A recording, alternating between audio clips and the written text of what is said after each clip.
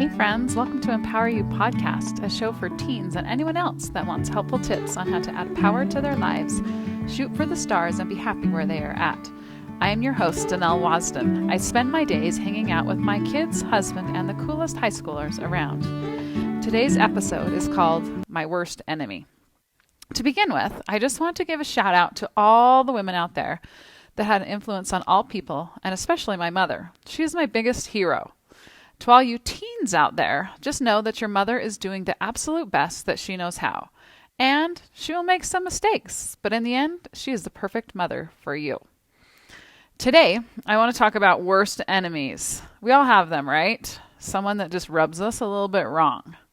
There's plenty of those kind of people out there, right?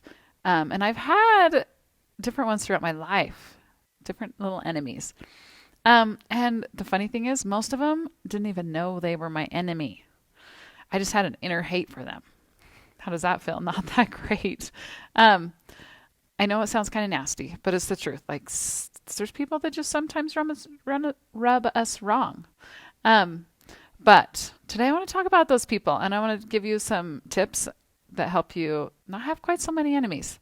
The first one is, my parents always say, if you don't like someone, you don't know them well enough. And I believe that to be true because it's happened with me sometimes in my life. Like, I don't like someone and they get to know them better. And it's like, oh, I can see that you're human. I can see why you acted that way. I'm sorry about that. And I usually find ways to love them. And then the other thing that I've learned, that if you don't like someone, it's usually has something more to do with you. So it really isn't the person that's my worst enemy. It's usually myself and what I make that other person's actions and behaviors mean about me. Let me say that again. It isn't actually the person that's your worst enemy. It is what you make it mean when they have actions and words. So one more time, listen really closely. It isn't actually the other person. It is what you make the other person's actions mean about you. Okay? So let me give you some examples. In elementary school, I had a girl in my class that always passed her math facts off. Like, she was the first one in the class. And I kind of struggled with the math facts a little bit, but I worked really hard. And so I would try to go really fast, but I could never be as fast as this girl. And I did not like her. I was like, why do you have to be so good? And after I gave up the idea that I needed to be as fast as math facts as her and got to know her, we became really good friends. And then I remember I remember playing basketball in high school, and we played this team at state, and there was a girl that pretty much beat our team single-handedly, and I hated her. But now that I think back about it, I didn't ever get to know her, but I guarantee she was a pretty awesome person. And obviously worked really hard because she was a really good basketball player. So I imagine we could have been like best friends, but because she was better than me, I hated it. Have you ever spoke or talked or been in a group of people and then someone gets on their phone or walks away or, like looks the other way or does something and you think, they don't like me. It's something about me. I don't like that person. They're rude to me. But in reality, like maybe they had an emergency call from their mom or their kid, or they had to really quick go to the bathroom, whatever it is, whatever was going on for that person, it doesn't even have anything to do with you. Okay.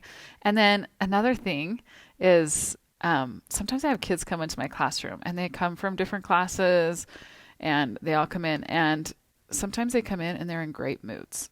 And then other days they could come in and they're mad at the world and they're mad at me and you're the worst teacher and you're so mean and that kind of stuff. And in reality, it really doesn't have anything to do with me.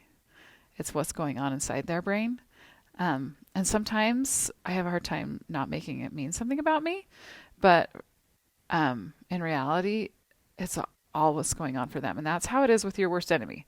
What's going on in their head and for them is why they're acting the way they are. It has nothing to do with you. So, The other trick that I have to like trying not to have worse enemies is it's part of the problem that we have is that we usually act like or believe something that this enemy says. So let's say that I'm at school and one of my students says to me, Mrs. Wasden, you dress like an old woman. I may have heard that before. And for me to worry about this, I would have to believe the kid just a little teeny bit. I would have to be like, yeah, maybe I do dress like a woman and I'm ashamed of it and I don't want anyone to notice that or say something. And so then I can be mad at the student and not like the student because he says I dress like an old woman. But if a student comes into my classroom and says, you have the ugliest boots on today, I would think nothing of it because I was wearing sandals. I'd be like, that kid, he's lost it today. Because I wouldn't make it mean anything about me. And I wouldn't think that the student was like with it that day or something. So here's some tips. We're going to put it simply for you. There are 3 things that you can do to help with your worst enemies. Number 1, whatever anyone, including your worst enemy, says or does means nothing about you. It's all about them. Okay? And number 2, I want you to pay attention to what you believe about yourself and remember that you have things about you that are amazing and things about you that are not so amazing. I'm really good at typing, but I'm terrible at doing laundry. I'm good at volleyball. I am a terrible golfer. Maybe what others are saying is true. And it's okay to have imperfections. Maybe I dress like an old lady. It's okay. And number 3, this is a big one. If you don't like someone, you probably don't know them well enough.